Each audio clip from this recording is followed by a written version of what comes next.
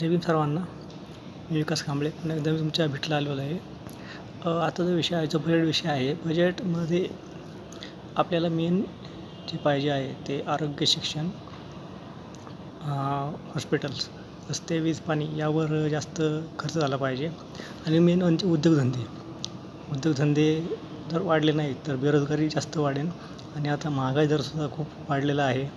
तर या बजेटमध्ये आपण अशी आशा करू की ह्या ज्या बेसिक गोष्टी आहेत त्या गोष्टीवरच जास्त लक्ष केंद्रित करून सरकारने याची तरतूद करावी आणि भरीव निधी उपलब्ध करून द्यावा.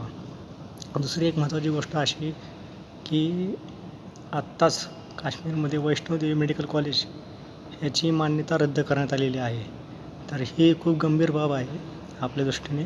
कारण मेडिकल कॉलेज तयार झाले नाहीत, डॉक्टर कुठनं होणार? आणि डॉक्टर झाले नाहीत तर कोणत्या पेशंट कसा इलाज करणार? ही खूप महत्त्वाची गोष्ट आहे.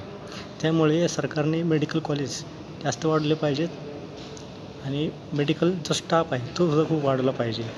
आरोग्याच्या सुविधा खेडोगावापर्यंत पोहोचल्या पाहिजेत हे माझे मत आहे.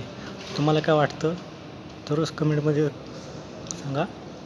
चॅनल लाईक करा, सबस्क्राईब करा, बेल आयकॉनवर प्रेस करा. जय भीम.